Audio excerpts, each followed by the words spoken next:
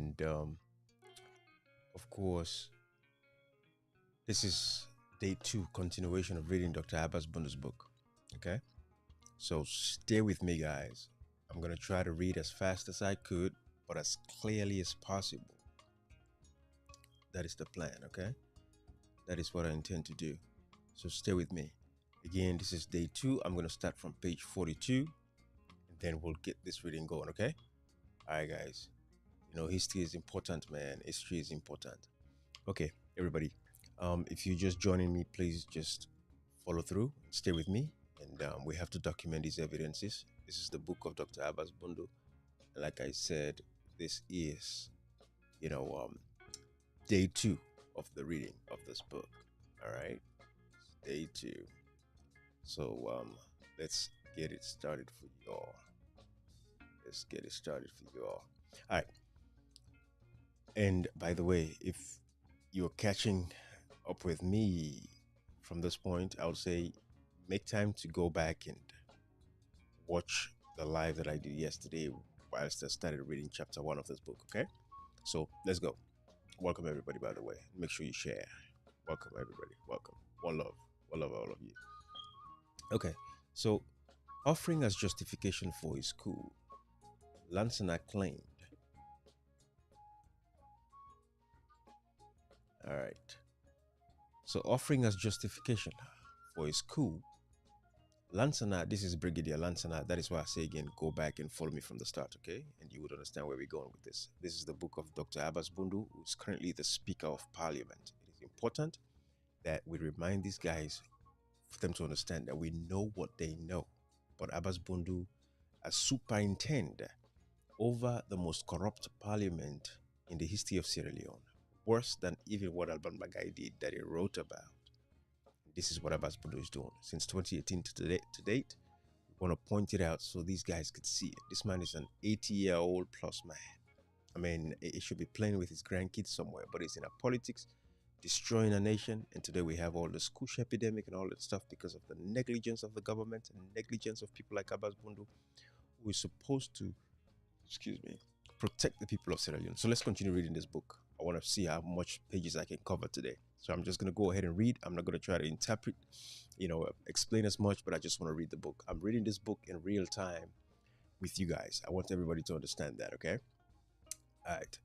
So, offering as justification for his coup, Lansana claimed that the Governor General had heard in appointing Shekhar Stevens as Prime Minister on March 21 before the election of the 12 paramount chief members of parliament had been concluded. But the constitution contained no such provision, and Lansana simply wanted to delay the process until a result emerged that was to ease and the defeated prime minister's liking. Forgetting that the election of chiefs was conducted on a non-partisan basis, the established constitutional convention was that neither the special seats for chief nor their allegiance had a bearing in the calculation of ordinary seats won by political parties. This was because by convention, this was because by convention, I want to hear myself here, the chiefs were above party politics, or so it was conceived, and sat on the side of the majority party. Hello, Kilo Sheriff. Welcome. Again, let me take this.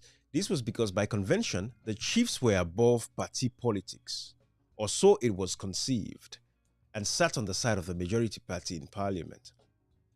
As confirmed by Cyril Faure from the precedent of 1957 and 1962, it had become a convention that chiefs must support the majority party in parliament. Although as traditional rulers, they were expected in theory to be non-partisan.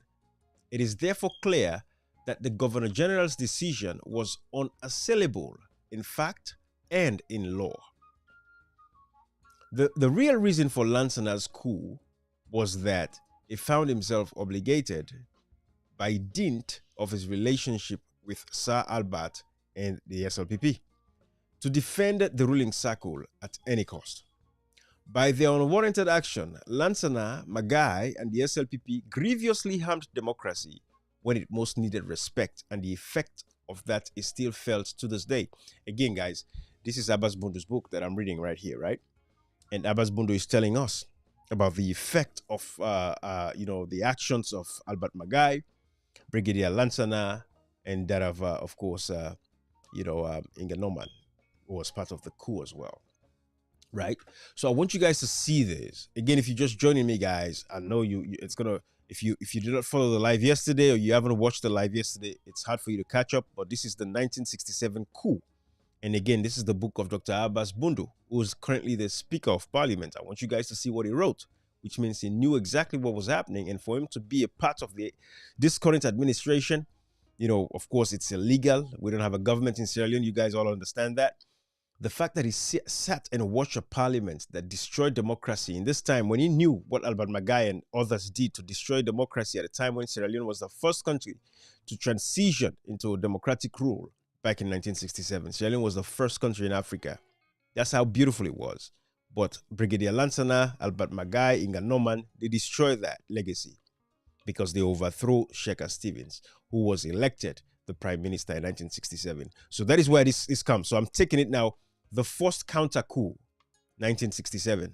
All right. Let's see. Okay. So in the midst of the confusion, political and social tensions rose irrepressibly. Lansana failed to gain the support of most of his subordinate officers, who suspected his motives as being less than altruistic. They therefore decided to get rid of him. But they too had no intention of handing over power immediately. On March 23, led by Major Charles Blake, the senior military officers relieved Brigadier Lansana of his command and proceeded to establish a military regime, styling themselves as the National Reformation Council, NRC, under the chairmanship of Lieutenant Colonel Andrew Jackson Smith. Justifying their action, the NRC said that the political atmosphere had become so emotionally charged that time was needed for cooling off. To that end, they set up several commissions of inquiry. One of them, headed by Mr. Justice Dove Edwin, was empowered to investigate the numerous charges and counter-charges of electoral fraud. Two others, chaired by Justices Foster and Bioku Betts, investigated allegations of corruption against former SLPP ministers and senior civil servants respectively. Over and above this, however, the NRC had their own agenda. The Governor General was relieved of his post and sent into exile in England, where he remained until his death in 1969. Albert Magai and Sheikh Stevens, both initially detained at the Pademba Road prisons, were subsequently released, and after the crisis subsided, allowed to travel. Stevens and some of his key advisors sought refuge in Conakry, Guinea. Before that, he had spent some time in London briefing the British government, parliament, and the media, because he said he had been baffled by the attitude of the British government to the coup in Sierra Leone. In his autobiography, he recalls. This is not the first time the Brits have played this sort of nonchalant role in a democracy. You see, this goes back all the way from 1967, right? And Sheikh Stevens complained about that. And it is the same thing that is happening. The British, since the June 24th, 2023 elections, and again, kudos to Miss Lisa Chesney, right? But as a government, the United Kingdom, Britain, again, they've played this kind of very nonchalant, laid-back kind of thing. Whatever they're doing in the background may be okay, but they've been very laid back when it comes to what happened in Sierra Leone. We can testify that. All right? So these are the things we're saying. But anyways, let me continue to read here. I want you guys to stay with me, everybody. All right. The question of Britain's attitude was more or less answered in the House of Lords when Lord Brockway asked Her Majesty's government. All right. The question of Britain's attitude was more or less answered in the House of Lords when Lord Brockway asked Her Majesty's government whether they would use their influence to secure consideration by the Commonwealth Secretariat of the report of the committee headed by Mr. Justice Dov Herwin into the circumstances of the last general election in Sierra Leone. So again, this is the House of the Lords, the Parliament in United Kingdom back then in 1967 was going to ask the Majesty, at the time, to look into some of the, issues that, are raised by Mr. Justice Dov Herwin, who set up commissions of inquiry to look into the, improprieties of the SLPP government, right? All right. So in reply, Lord Shepherd, Minister of State for Foreign and Commonwealth Affairs, took the view that the matter was outside the Commonwealth's competence. You see what I'm talking about with the British? These were the people who colonized us. They passed on power to us. But I can understand how democracy is when you talk about sovereign state, right? They said, hey, these people wanted, to be independent. We've given them independence. So, hey, let's move on. Let them take care of themselves. Basically, that is what this response is saying here.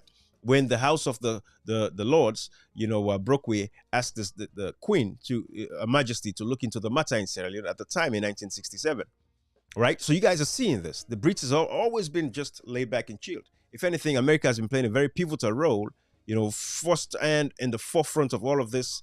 Could I shout out to Ambassador Brown Hunt again, and also Ambassador David Reimer, because it was the guy who actually set the pace going, and then Brian Hunt has been doing a phenomenal work with the setting up of this tripartite committee, even though people like us have reservations about the tripartite committee and all of that, right? But let me read, guys. I don't want to be interpreting stuff. I want to read. Let's read so you guys can stay with me and understand what I'm reading. Okay. Let me see. In reply, Lord Shepherd, Minister of State for Foreign and Commonwealth Affairs, took the view that the matter was outside the Commonwealth's competence, as it was essential not to infringe the absolute inviolability of a member state's internal affairs. But he agreed to give consideration to the idea that the Commonwealth might establish a common institution, analogous to the European Commission, to which appeal could be made against abuses by member states. I agree and would not have it otherwise that no Commonwealth member should interfere with the internal affairs of other member countries. Basically, Abass Bundu saying is I agree with what the stance of the British, when it came to this whole thing about, interfering at the time when Albert Magai was bastardizing our constitution and our democracy and everything, right? So as Sheikha Stevens agreed to that, which is what Abass Bundu is saying, is reporting here. Sheikha Stevens then added this somewhat prophetic comment. However, this is what Sheikha Stevens said. However, it has sometimes struck me that this unqualified acceptance of one another is stretched to a point where military takeovers actually appear to be condoned. Certainly, they are not discouraged. Wow. This is Sheikha Stevens predicting exactly what happened back all the way now. In 1992, we had a coup by Marabio and others. In 1996, Marabio had another coup. He overthrew Strasser. In 2023, again, there's another constitutional coup against that democracy. Marabio cheerleaded that with the help of everybody else, including some members of the opposition. The Speaker of Parliament, these guys, Mamekanawe Kone, all of these people condoned the bastardization and destruction of democracy in Sierra Leone, which is why I'm reading the book of Abass Bundu, so you guys would know that he knew what he was doing.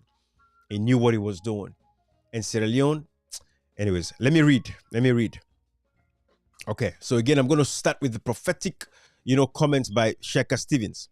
However, it has sometimes struck me that this unqualified acceptance of one another is stretched to a point where military takeovers actually appear to be condoned. Certainly, they are not discouraged. Not a word of admonition was uttered.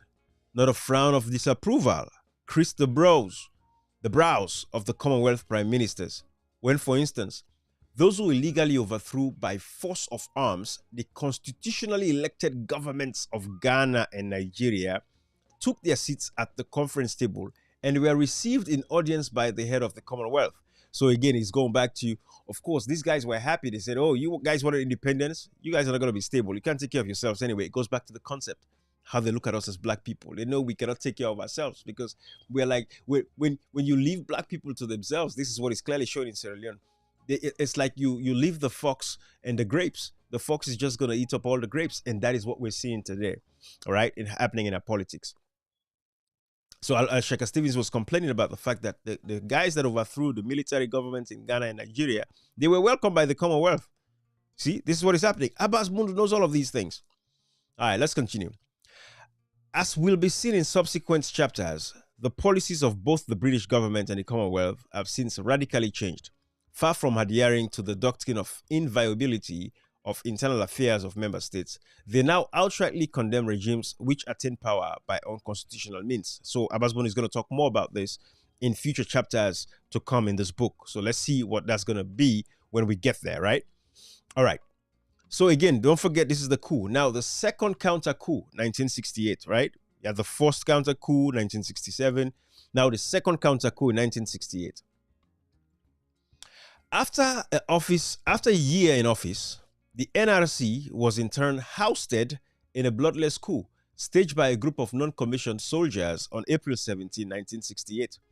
They constituted themselves as the Anti-Corruption Revolutionary Movement under Warrant Officer Class 1, Imadu Rogers. Let me read that again just for you guys that are taking notes. Okay. So after a year in office, the NRC was in turn ousted in a bloodless coup staged by a group of non-commissioned soldiers on April 17, 1968. They constituted themselves as the Anti-Corruption Revolutionary Movement under Warrant Officer Class 1, Imadu Rogers. This movement later changed its name to the National Interim Council, NIC, within days. And guided by good professional advice from Alhaji M.L. Siddiqui, then Secretary to the Cabinet, justice was made to prevail. The NIC formally handed over power to Stevens, who was then sworn in as Prime Minister for the second time on April 26, 1968. With this historical experience, Stevens was naturally sensitive to the divisions afflicting the country and the vital need for genuine reconciliation between the various ethnic groups vying for power. Does that ring a bell again? When Shaka Stevens took over, same thing, because now he's heightened and conscious. President Nkrumah, if anything, at least Tijenkaba was a little bit better, even though we can go into the AFRC 1997, what they did to military members and the Kamajors and all of that stuff, how they were killing soldiers in the streets, putting their heads on sticks and all that stuff. We can talk about all of that, right? President Nkrumah came, did not retaliate against anybody, allowed these guys, including them in his government and all of that stuff, right? So let's see what Shaka Stevens did, though. With this historical experience, I'm just going to go over that again. Stevens was naturally sensitive.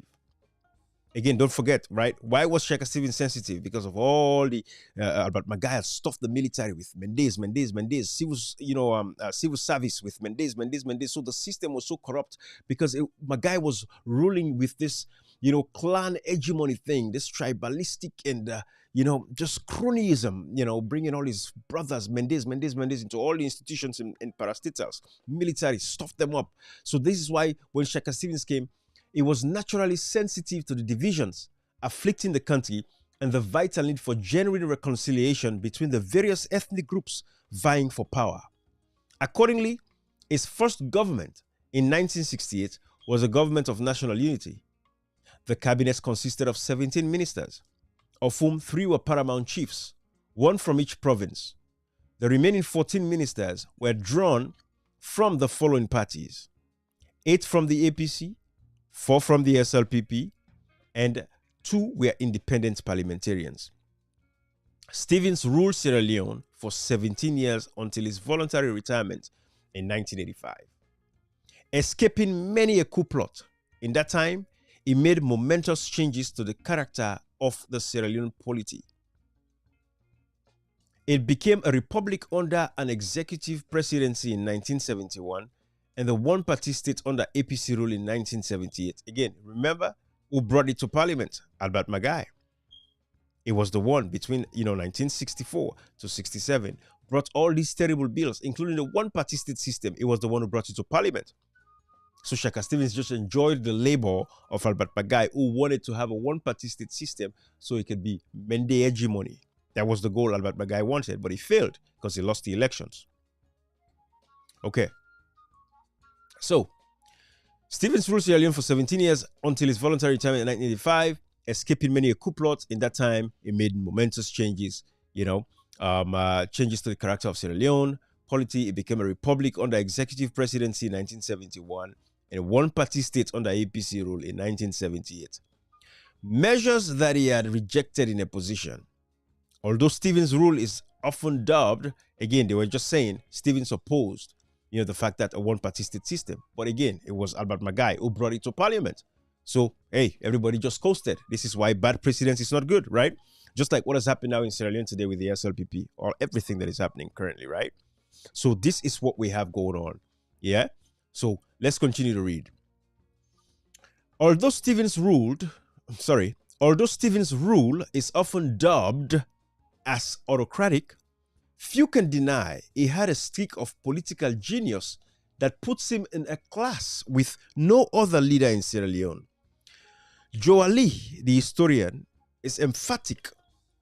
One of his Sheikh Stevens' greatest achievements was that he was largely able to unite the country.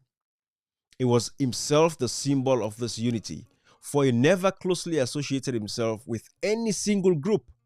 He claimed to belong to various ethnic groups by birth, marriage, or otherwise. From his government of national unity in 1968 through to his last, Stevens studiously cultivated the profile of a pan-ethnic cabinet that reflected the nation's rich cultural heritage without unduly sacrificing merit. Again, it was a merit-based system. This factor, more than any other, probably explains his staying power and became one of his greatest legacies to his party. Having drawn the heaviest support from the North, Stevens set about deliberately to win the South by identifying much more with it than he did with the North. Having been born of a Mende mother in Moyamba, in the South, where his family had settled, and where he himself had spent most of his adolescent life. So you see how Sheikh Stevens kind of breathed the peace that the country, because Albert Magai had gotten Sierra Leone so toxic at that time, just like what Barabio has done now. Sierra Leone is so toxic today. Like, if people have the chance, they will just hit up the Southeast completely and just destroy it completely. That is how toxic things are today in Sierra Leone. Why? Because of the poor leadership quality of Marabio. Tribalism, cronyism, this Mende hegemony, right? Watch what's going on in the country. This is what happened again in 1967, and Marabio tried again the legacy, to bring that legacy. It's going to backfire again, just like, it backfired then, because somebody else is going to come, and SLPP is going to be dealt with for sure. Now, let's continue. The second coup d'etat, 1992. This is where Marabio comes in now, right? Who is the president currently? This is where Marabio comes in. President Marabio. All right. I mean, he's not a current president in Sierra Leone because we all know the elections are not yet over, right? So, I mean, we all know that the elections are not yet over because the elections was rigged and democracy belongs to the people. Therefore, we're not going to tolerate no nonsense and foolishness. All right? Okay. So let's continue. The second coup d'etat, 1992. Before his retirement in 1985, Stevens handpicked the chief of the army, Major General Joseph Saidu Momo, as his successor. This immediately sidelined his vice president, Suri Ibrahim Kuruma, who was S.I. Kuruma Agbashetani. Generally regarded as the heir apparent, because, it would have been, since Sheikh Stevens was going to retire, it should have passed it on to S.I. Kuruma, who was the vice president at the time. I would explain something on here, but I would hope Abass Bundu might have explained it to you. But let me explain something why at that time, and, Comrade Koita, who is currently locked up in Sierra Leone because he visited, has talked about this in the past. He said, he explained to us what happened. Because again, Sheikh Stevens was very, frightened of leaving power to a civilian, because across the West Africa region at the time, Gambia, Guinea, all of these places, Nigeria, Ghana, was all headed by military members, right? All of the heads of states were all from, military. So they all had a military background. So Sheikh Stevens thought it fit to pass it on to a military person again, so that he can protect the country. Because again, he was scared of giving it to a civilian. So basically, across West Africa at that time, most of the countries that have heads of state were military men. That was a thing. But I don't want to explain too much. Let me go. Let me continue to read. So before his retirement in 1985, Sheikh Stevens handpicked the chief of the army, Major General Joseph Saidu Momo, as his successor. This immediately sidelined his vice president, Sori Ibrahim Kuruma, generally regarded as the heir apparent. Momo was later endorsed in a plebiscite in which he was the sole candidate, because Sheikh Stevens actually handpicked Momo. Excuse me. Okay. Although there had been what seemed like a conspiracy to silence, during the 7 years of experimentation with the one-party system, flowing from the discountenance of public debate and the muting of influential critics by way of lucrative job offers, the true temper of public opinion favored a change. Also, rampant allegations of sleaze and cronyism started slowly but steadily to erode the popularity of the APC. Nevertheless, a buoyed popular mood did greet Momo's succession. His proclamation of a new order received enthusiastic support, heightening public expectation that the younger and more radical reformers would hold sway. Sadly, this did not happen. In his first cabinet, Momo retained the old guard, for whom change was almost anathema. Nor did his second cabinet in 1988 stem the rising tide of public disquiet. On the contrary, his critics became more and more unafraid. They saw his appointments as ethnically unbalanced and disproportionately weighted in favor of his own Limba tribesmen and Mendes from the south by virtue of his wife being from that tribe. Square pegs were fitted into round holes in the name of national concord. With such sycophancy on the rise, the quality of leadership inevitably dropped. Incrementally, public agitation for political plurality swelled, fueled by a dismal economy. I just wanted to explain this before I read this dismal economy. Incrementally, public agitation for political plurality, meaning political plurality, various, from all, like what Sheikh Stevens did. Every factor, every, segment of society was included in the cabinet. So you talk about Mendes, Southeast, Northerners, Westerners, all of this. It wanted a melting pot. That's what people of Sierra Leone wanted back then in 1985, right? I just want to make sure about something here. Yes, 1985 was the time. Okay. So, incrementally, public agitation for political plurality swelled, fueled by a dismal economy, the pains of an IMF structural adjustment program, and a rebel insurrection that seemed interminable. So at this point, we had the, rebels were starting to form something. So on the economic front, Momo's new order faltered. Unlike Stevens' era, he undertook no substantial national project during his 7-year rule. His forte was more in the constitutional arena. Nudged on by a vibrant parliament, Momo presided over the reintroduction of a multi-party democratic constitution. Remember this, right? We had a one-party state system because Albert Magai took it to parliament and Sheikh Stevens saw it through. So we had a one-party state system. But Joseph Saidu Momo came and gave us multi-party democracy. How did he do that? Because he actually instituted the measure to have a multi-party constitution, which is what I'm reading now. So pay attention for the young folks. You guys have a lot of reading to do to catch up so you can know what's happening in your country. This is why education is key. You guys have to read. We don't read. Everybody's just watching videos. Everybody's just all about entertainment. And this is how they get you. Pay attention to all these entertainment shows and you're not paying attention to what is actually happening. And it's going to take one generation after the other. The same suffering continues. No electricity, no water, no medical, facilities, all of that stuff. And now we see the Kush epidemic that is destroying the lives of our brothers and sisters. So let me continue to read. Let's read, okay? Let's read, guys. All right. Okay. So Momo presided over the reintroduction of a multi-party democratic constitution. All right. So this, of course, coincided with the whirlwind of democratic change then sweeping across Eastern Europe and other parts of Africa.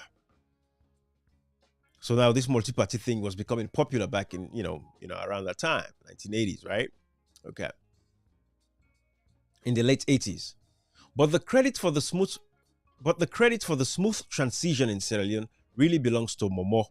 I want you guys to take note of this part right here. Remember this. I want you guys to cut this part, share it, make it into a small video. Remember this.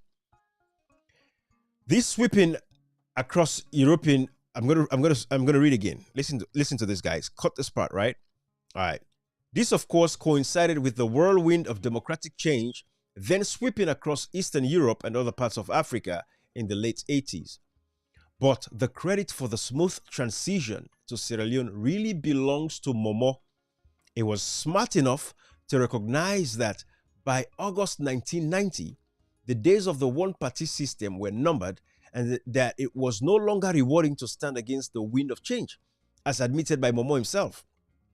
In early 1990, while addressing the people of Kono and Kailahun, I initiated a debate on returning the country to a multi-party democracy, as long as that was the wish of the majority of the people. Without any form of pressure, I drew the nation's attention to the debate that was then raging in other parts of the world and to the collapse of Eastern Europe's single-party dictatorships. After that statement, the debate became wide open and everyone has had the opportunity of freely participating in it. I want to express my great pleasure to all those who have shown objectivity and quality in their contribution to the debate on such an important issue. He repeated this in 1991, receiving the report of the Constitutional Review Commission he had appointed to review the Constitution. He said, I am especially delighted to hear that you have recommended the establishment of a multi-party system. It has been my hope all along that we would move to a multi-party constitution. This is Momo talking. I have waited until this moment to share my own views because I did not want to affect the work of the commission. I am happy that the people have spoken out in favor of a multi-party democracy and that the commission has put their thoughts into constitutional reform. These statements represent the high point of Momo's commitment to political pluralism.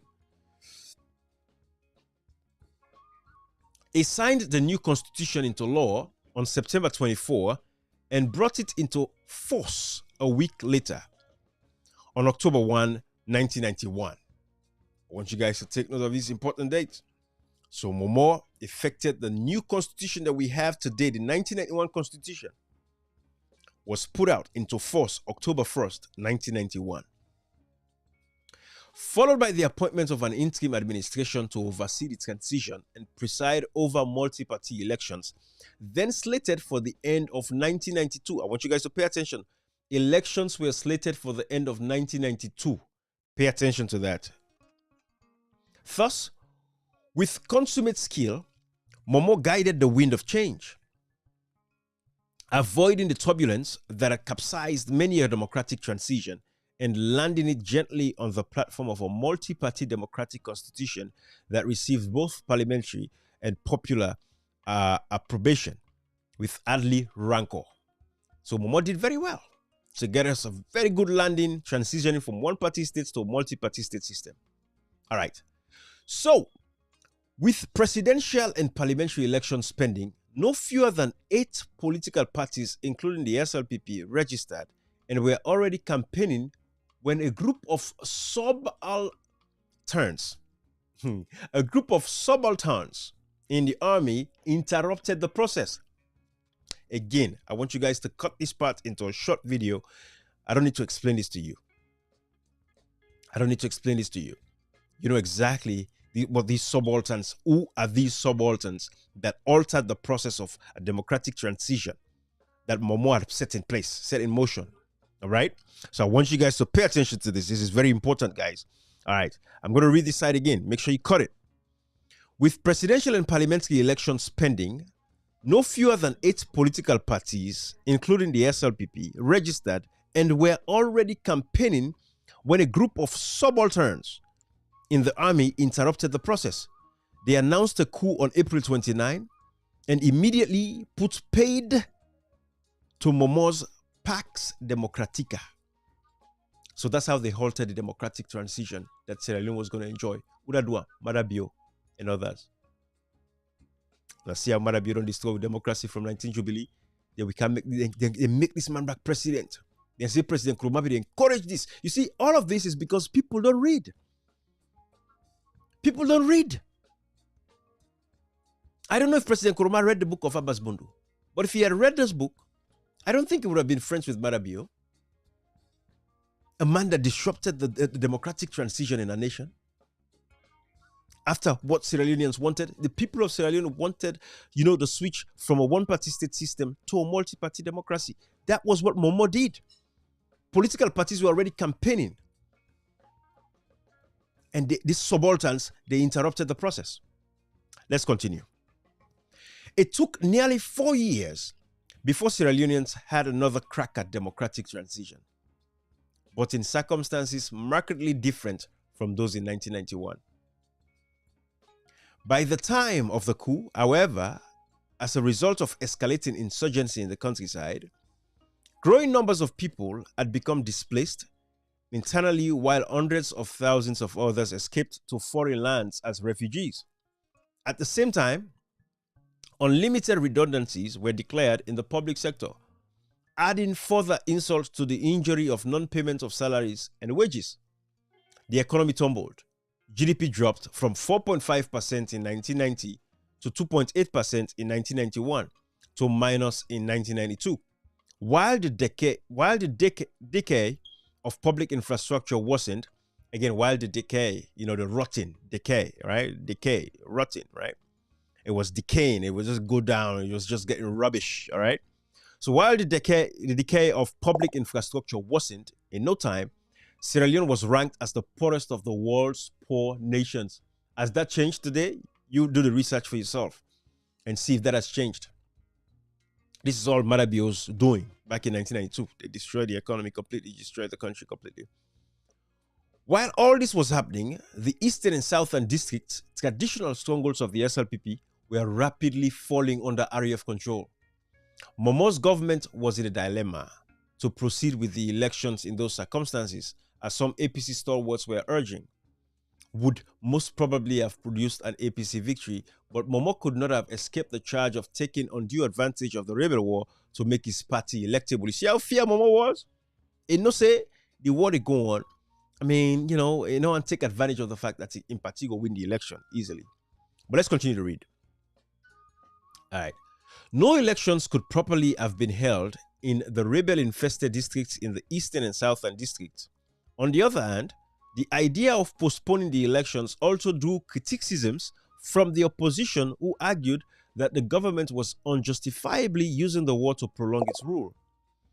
While this debate was going on, and the SLPP was being accused of complicity with the RAF rebels and soldiers with RAF, the soldiers struck. A military administration styling itself the National Provisional Ruling Council, NPRC, came into being under Captain Valentine Strasser, who at 27 years of age became the youngest head of state in the world.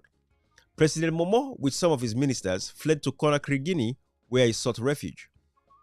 It is instructive to recall here that President Momo had an especially warm personal relationship with the Nigerian military leader at the time, General Ibrahim Badamasi Babangida. They had been course mates at military college in Nigeria. Largely because of this friendship, Babangida had sent a battalion of Nigerian soldiers to assist the Sierra Leone army in 1991. Momo was therefore well placed to ask Babangida to intervene to reverse the coup had he been so minded. It did not. When I see, waiting to Jankaba do, see Momo himself be able to forget Ibrahim Badamasi Babangida, who was the head of state of Nigeria at the time, a military man, for reverse that coup with Marabio Bika with Strasser. But Momo no do it because if he wants waiting, it's a peace. This is the problem we don't get our country. People don't stand up to these idiots. They say, oh, one piece, this and all that nonsense. This is why we have what we have today. Because they should have reversed that coup. Marabio and all that should have been. Let me continue to read. It did not. Instead, it chose to endure the humiliation of his overthrow in silence, apparently out of consideration for the tragic consequences it would have had for the civilian population. The RAF rebellion, this is C. Let's read about the RAF rebellion now. All right? Guys, we're making progress. We're doing good. Before the coup, an insurgency had broken out in the forested districts of eastern Sierra Leone, near the border with Liberia. The rebel movement, calling itself the Revolutionary United Front, RUF, was led by a little-known ex-corporal of the Sierra Leone Army, Fode Sebanya Sanko. At the beginning, the RUF consisted of Sierra Leonean recruits and some remnants of the abortive Ndogbawusu. You guys know about Ndogbawusu? Okay. So the RUF, some remnants of the... So the RUF consisted of Sierra Leonean recruits and some remnants of the Ndogbawusu, the abortive Ndogbawusu uprising in Pujaun district in 1982.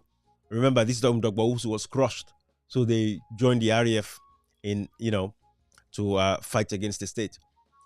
But the main body came from the National Patriotic Front of Liberia, NPFL, of Charles Taylor, now president of Liberia at the time. Later on, as the rebellion spread through the eastern and southern districts, all SLPP strongholds, and as the people came to believe, rightly or wrongly, that it was SLPP inspired and aimed at removing the APC from power. So the whole thing about the RAF concept, of course, we all know it came from the SLPP. The APC party could not even use that effectively. That's how pathetic this whole thing is. They could not even use that effectively against the SLPP. If APC was the one that started rebel war in Sierra Leone, I guarantee you the SLPP would have used it effectively against the APC. I promise you that. But this is how foolish the APC party is. They're just there. Criminals, thieves, they're all part of the same. Hey, the APC has contributed to the destruction of Sierra Leone just as much as the SLPP. Because negligence, silence, is why the SLPP continues to do what they're doing up until this day in Sierra Leone. It is a fact. It's a fact. All right, let's continue to read. Later on, as the rebellion spread through the eastern and southern districts, all SLPP strongholds, and as the people came to believe, rightly or wrongly, that it was SLPP inspired and aimed at removing the APC from power, its demography changed. More and more people from those districts joined the ranks of the RAF. More people from the southeast joined the ranks of the RAF. Because they say, oh, Pikini, all go join. Let our kids go and join the RAF. We're going to remove APC. Bobo. They want to hold on to power. They don't want to give up power. Murky as its political agenda may have been, its avowed aim was unambiguous: to overthrow the APC government and replace it with one of its own. That was the motive of the RAF. Again, don't forget the name of Ali Kaba. Hopefully, we'll see if Abass Bundu mentioned Ali Kaba with the Mataba and all of that. But I think that was later on when Charles Taylor called Ali Kaba as one of the people that he knew. So I would give him a pass on this one because not much was known then. But I want to believe somebody like Abass Bundu knew about the Mataba. He knew about Ali Kaba going to Libya to meet Gaddafi to start the RAF. I believe Abass Bundu knew. But we'll leave that. Maybe as we read the book, we'll see. All right, let's continue. Because of the predominance of NPFL fighters in the early days, that means the Liberians, many erroneously believed that the RAF was a spillover from the NPFL insurgency in Liberia. This belief was fueled by the fact that when ECOMOG, the ECOWAS peacekeeping force, used the Freetown Abo as its launching pad in August 1990, an angry Charles Taylor, in his many banters with Robin White of the BBC Focus on Africa program, had vowed to wreak revenge on Sierra Leone. President Momo's crime, of course, this is talking about when Nigeria was helping Liberia, so because the Nigerians used Abo to launch attacks against the NPFL in Liberia, they are claiming that that's why Charles Taylor was pretty pissed off. I'm sure you guys understand what I'm reading, but I'm just trying to explain some of these little things. President Momo's crime were, first, he had refused to allow him to mount his I don't want to lose you guys. Let me just go back here. So Charles Taylor had vowed to wreak revenge on Sierra Leone. President Momo's crimes were, first, he had refused to allow him to mount his insurgency from Sierra Leone, and second, he had permitted ECOMOG to use his country as a staging and supply base. So this is what they're saying. That's why Charles Taylor got mad and decided to get some of his NPFL fighters to help the RUF in Sierra Leone because of these two reasons, right? However, to see the RUF rebellion solely in this light is a gross oversimplification. So Abass Bundu is saying, if people are seeing that way, they say in Liberia or NPFL Charles Taylor, and they bring in Mandenkam because of this and that, because of that, we more do we more make Nigeria launch attack from Sierra Leone and this and that. They say we oversimplify them. So let's see what Dr. Abass Bundu has to say. The plain truth is that Taylor's personal attack on Momo was mere propaganda. And it is an exaggeration for anyone to believe. Let me read this side again. Let me start again from the top. However, to see the RUF rebellion solely in this light is a gross oversimplification. The plain truth is that Taylor's personal attack on Momo was mere propaganda. And it is an exaggeration for anyone to believe that alone was the casus bellum. By agreement, Taylor had helped Sanko in 1991. Sanko had agreed to help Taylor in his rebellion in Liberia, and in return, Taylor had pledged to help Sanko when his turn came to launch an insurgency against his own country. It is as simple as that. Even if ECOMOG had been launched elsewhere instead of Sierra Leone, Sanko's insurgency would still have taken place and Taylor would still have been bound to make good his pledge. The fact that the 5 ECOWAS countries initially contributing troops to ECOMOG were Nigeria, Ghana, Guinea, Sierra Leone, and the Gambia was more than a mere coincidence. They all are dissidents fighting with Taylor in Liberia. For those leaders, the rationale for agreeing to participate in ECOMOG was simple. It was better to stop their own rebels in their tracks in Liberia than to wait until they came up to their doorsteps. They knew that if they sat back and did nothing, they would be next in line after Liberia. They also knew that from the refusal of the Americans to help, despite a century-old relationship with Liberia, they could not rely on the West to come to their rescue. The post-Cold War realpolitik meant that African crises were now solely for African governments and their armies. These were some of the factors. That I took into consideration in designing the framework of ECOMOG as the then Executive Secretary of ECOWAS. Remember, Abass Bundu was the Executive Secretary of ECOWAS. So he knew everything that was going on. All right.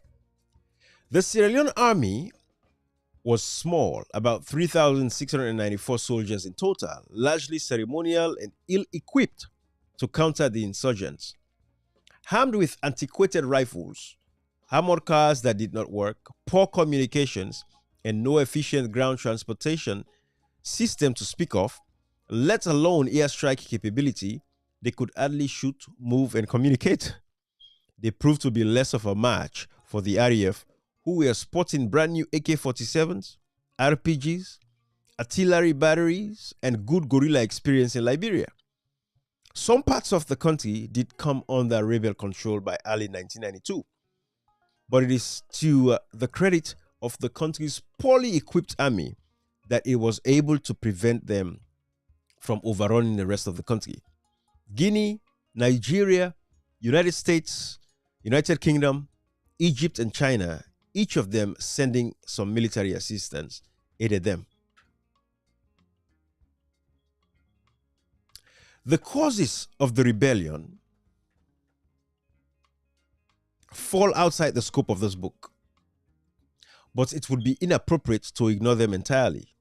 Suffice it, however, to say that at different times, the rebels have advanced different claims for taking up arms.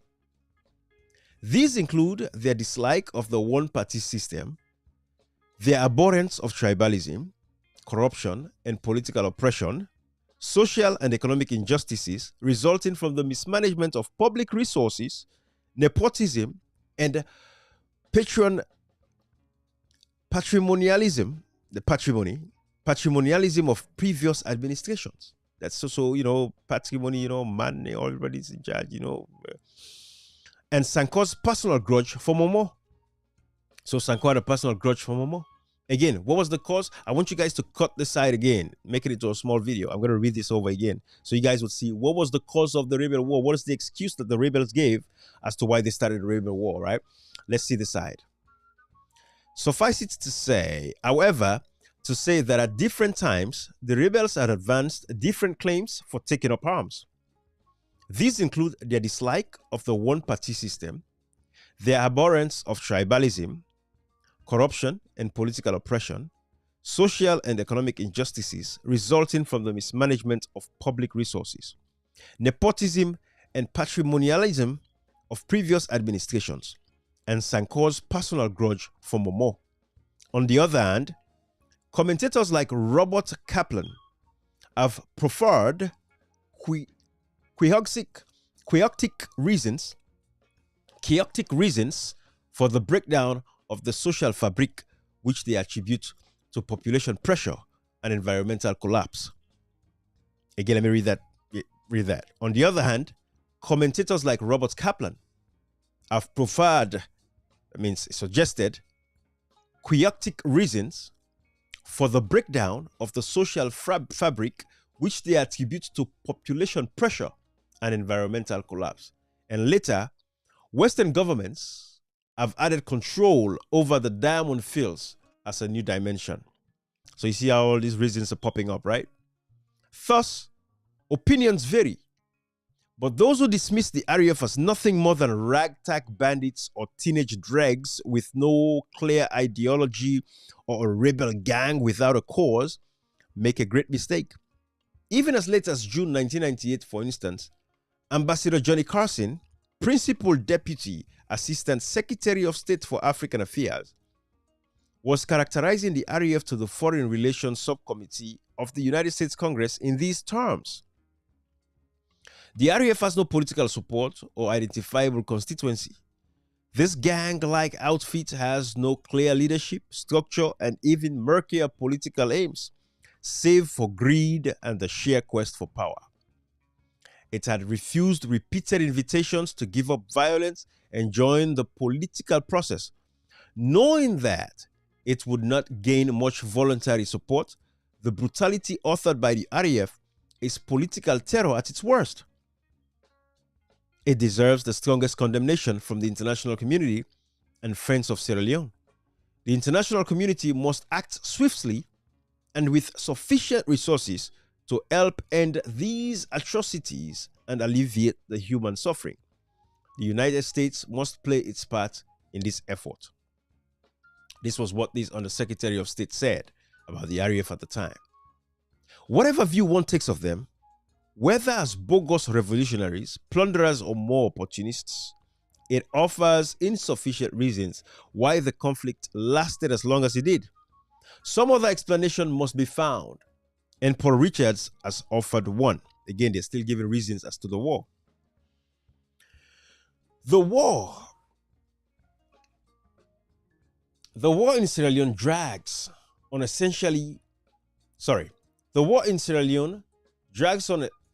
on essentially because there are social factors feeding the conflict, and because the main rebel group feels it has not yet had a chance to get its political point of view across, and that it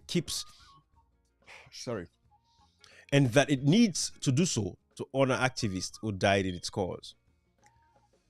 This was just, everybody just giving their own viewpoint as to why the war started, right? Then he adds, what time is it? 7:29, 7:19. Okay, cool. Then he adds, whereas it is true that the war in Sierra Leone is a terror war and involves horrifying acts of brutality against defenseless civilians, this sad fact cannot in any way be taken to prove a reversion of some kind of essential African savagery. Terror is supposed to unsettle its victims. The confused accounts of The confused accounts of terrorized victims of violence do not constitute evidence of the irrationality of violence. Rather, they show the opposite. That the tactics have been fully effective in disorienting, traumatizing, and demoralizing victims of violence. In short, they are devilishly well calculated. In fact, the war has a clear political context, and the belligerents have perfectly rational political aims. However, difficult it may be to justify the levels of violence they employ in pursuit of these aims. The rebel leadership has a clear political vision of a reformed and accountable state. Failure to communicate that vision owes more to the poverty, incompetence, and sectarian isolation of the movement than to any inherent trend towards anarchy in today's devastated West African forests. Be that as it may, there is also the astonishingly curious relationship between the RAF and the NPRC in 1992. It was like a group which, with foreknowledge of the coup and a deal in hand, was now waiting anxiously to answer a summons to be part of the new dispensation. For almost a month, the rebels held their fire, but disappointingly, no invitation came. They felt bitterly betrayed. With the fury of a lover's scorn, they resumed fighting, and no amount of importunity. Sorry, I think this is importunity. Okay. Well, what I was wondering, get big word then, bruh. I will look this word up. Importunity. Thought it's opportunity, but importunity. I can see how the importunity. Okay. Let's research that, guys. Importunity. Maybe it's, I don't know if it's a grammatical error, but somebody can Google that up and look it up and see if it's a word, right? And no amount of importunity could get them to yield to another ceasefire, as admitted by Sanko. In an interview with New African magazine, when Strasser overthrew Momo, I was the first to send him a message. Let's stop this war, I said. Let's come together.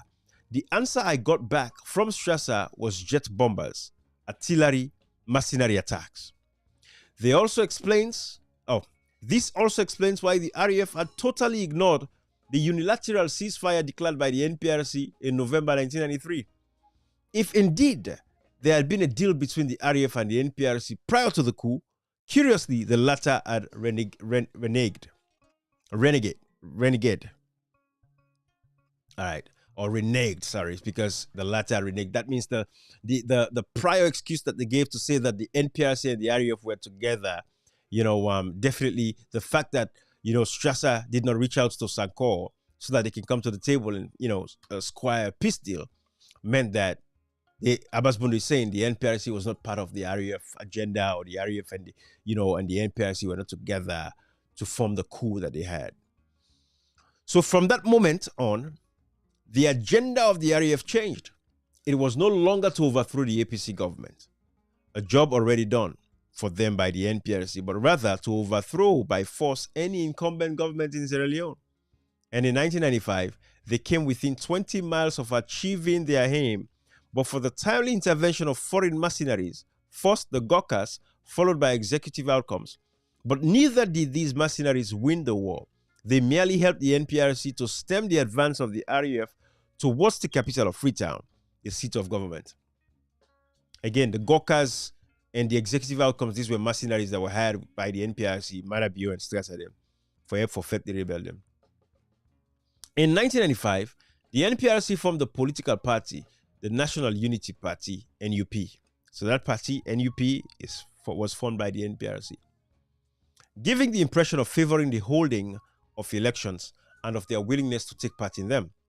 While the civilian leaders of the NUP were in the field campaigning, the soldiers were busy in Freetown drumming support for their new strategy, peace before elections.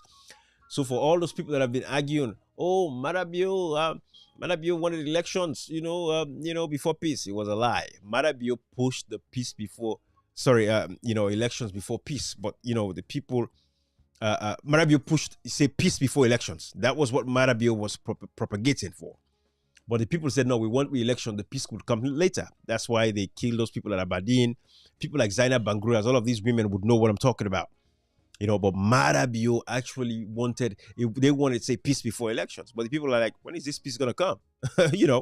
So this is what the truth is, okay? They wanted peace before elections, and the people of Sierra Leone said, no, we want our elections. We'll get the peace later. All right. So again, we're busy in Freetown drumming support for their new strategy, peace before elections. The contradiction was clear. The political parties, which were for elections, joined forces with civil society to pile pressure on the NPRC junta, culminating in 2 national consultative conferences held at the Binchumani Conference Center in August of 1995 and January of 1996, respectively. The international community too stepped in, threatening sanctions if the elections did not take place. Fearing the wrath of the international community, the NPRC succumbed. Elections were hurriedly organized, but more than 500,000 people who had escaped rebel atrocities were sheltering in neighboring countries. They were disenfranchised. In very dubious circumstances, Ahmad Tijan Kaba was declared winner. Do you all remember that video of Marabio saying he knew what kind of uniform he had on? You guys remember that video? I have it, but I don't want to interrupt this, guys. I don't want to interrupt this. I'll let this be. I'll let this be. Let me continue reading. But this is what Abass Bundu is explaining right here. Under dubious circumstances, Tijan Kaba won the election. Marabio said, I wore a certain type of green. I knew how SLPP came to power. I'm not going to say it tonight. I've never said it, and I will not say it tonight. The video's there. Go find that video. This was after they caved to the pressure of the international community. Marabio decided to call for the elections because the strategy was peace before elections, but the people of Sierra Leone said, no, we want our elections. Peace would come later. Guys, I hope you're following. I hope you're tracking. All right. So now, fearing the wrath of the international community, the NPRC succumbed. Elections were hurriedly organized, but more than half a million of people, who had escaped rebel atrocities, so they all run away, go Guinea, all in places like Liberia, were sheltered in neighboring countries. They were disenfranchised. In very dubious circumstances, Ahmad Tijan Kaba was declared winner. The proponents for elections had no illusions about the risks involved. What had amazed them, however, was the scale of vote rigging tolerated by the election supervisor, the Interim National Electoral Commission, INEC, and the international observers. Guys, let me see what is left of this page. Okay, I'm going to finish page 54, and then we'll call it quits. But stay with me. I'm going to finish this page, okay? So let's read the Abidjan Peace Accord 1996 and its collapse. Such was the backdrop to Kaba's administration taking over the reins of power. Remember now, Kaba has taken power. Tijan Kaba don't take power under dubious means. Marabio don't hold the election. He say, "Na he know how he make SLPP kind of power." Okay. In its first year in office, it was highly celebrated for signing a peace accord with the RUF in Abidjan on November 30th, 1996, formally bringing the rebel war to an end, commonly referred to as the Abidjan Peace Accord. There is something very important again to note about all of this part, as far as getting these guys. Remember, Marabio snapped with, Fori Sanko. Marabio's sister that has passed away now, with died so they go bury, that was buried in Bonth the other day, where APC members of parliament attended the funeral. That lady was married to Fori Sanko, so there was a connection. Basically, Fori Sanko was Marabio's brother-in-law. All right? Keep that in mind. But let's read. Formally bringing the rebel war to an end, commonly referred to as the Abidjan Peace Accord, it took effect upon signature and a special holiday was declared to mark the occasion. Kaba received kudos from far and near, but they turned to gall. They turned to gall when the accord unraveled a few months later. Each party accused the other of malfeasance, fears of opposition from the United States Congress, which then was blocking payments of arrears of up to $1 billion, ended hopes of the neutral United Nations peacekeeping force. envisaged under the accord being deployed. So, the United States was supposed to, this $1 billion plan that was kind of capsized. This was the death knell of the accord. It would have cost $47 million for 8 months for 720 troops, 30 military observers, and 276 civilian staff. Let me read this part again. Maybe we missed it. But they turned to gall when the accord unraveled a few months later. Each party accused the other of malafides, fears of opposition from the United States Congress, which then was blocking payment of arrears of up to $1 billion, ended hopes of the neutral United Nations peacekeeping force, envisaged under the accord, being deployed. So, they were supposed to deploy some military forces, but that didn't go through. So that kind of put a death nail on the accord. Sankor went to Nigeria on March 2nd, 1997. General Abacha detained him for allegedly taking a pistol and a few bullets into the country, accusing Sankor of sending clandestine instructions to his fighters not to disarm. President Kaba alarmed everybody by the swiftness with which he conferred recognition on the new RAF leadership. It was all done within 24 hours of the announcement by Philip Palmer that he had replaced Sankor as leader of the Palace School on March 15th. While this was taking place in Freetown, sporadic fighting broke out not only between the RAF and the army, but also between the Kamajo militia and the army. This was provoked largely by the news of Sankor's arrest in Nigeria. The mistrust this engendered was to make it almost impossible to revive negotiations between the warring parties for a long time. And by the end of the first quarter of 1997, the Abidjan Peace Accord was all but dead. All right, guys. So I'm going to leave it here. It's been a long day. Again, this is the book of Abass Bundu. And we're going to read this book to remind Abass Bundu, these guys, of the roles that they have played in Sierra Leone's democracy. Abass Bundu knew and knows everything that Sierra Leoneans have been through. He wrote about it. And today is the speaker of the most corrupt, useless, nasty, catastrophic parliament that we've ever had in Sierra Leone. It did worse than Albert Magai did. Abass Bundu, as the leader, as the speaker of parliament, helped and aided in the destruction of democracy in Sierra Leone. It is sacrosanctly clear from his writings that he knew what he was doing. And this is sad. Look at what is happening today across the country. Look at the Kush epidemic our brothers and sisters are suffering. So I want to leave this live here, guys. Not too long, but let me read the comments real quick before you all go. Let me read the comments real quick. Hello, Mr. Ibrahim. That's Kilo Sheriff. Thank you, Sheriff. How are you? Lamin Denke, leader, thank you for exposing this greedy, corrupt, and cruel Abass Bundu, who is the current legal speaker. Very illegal, by the way, guys. You guys all know that he is illegal, right? There is nothing legally constituted. No agency, no institution is legally constituted in Sierra Leone right now. None. Because the elections were stolen and the people's will was taken away from them. All right? So, thank you, Lamin. Let me see. Mohamed Jallo.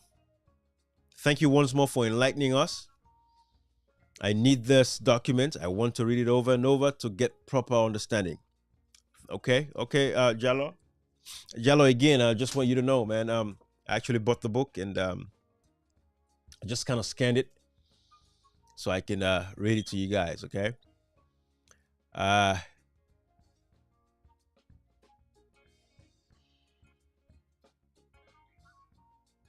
Let's see here. Thank you so much, Ibisuka. Mohamed Lamin again. What's the title of the book? The title of the book is Democracy by Force. All right, Mohamed Lamin Bangura. The title of the book is Democracy by Force. I purchased mine on Amazon. All right, you can have it on Amazon, basically. Okay, Mohamed Lamin, I don't know if you still want the email address, but yeah, you can buy it from Amazon. That's why I bought my copy. Okay, I wanted to do it the right way. I wanted to buy the book, so Abass Bundu knows that I actually bought the book. And if he asks, I'll show him the receipt too. Thank you, Lamin, for clarifying the name of the book. And Ismail Sedu says, I'm listening. We are listening. All right, guys. Well, thank you. I'm going to leave it here. At least let me go, see the family a little bit and pay attention to what's happening. I appreciate you guys. Thank you for all you do. And let's continue to call these guys out. Okay? That's how we do it. All right? All right. Bye-bye, everybody.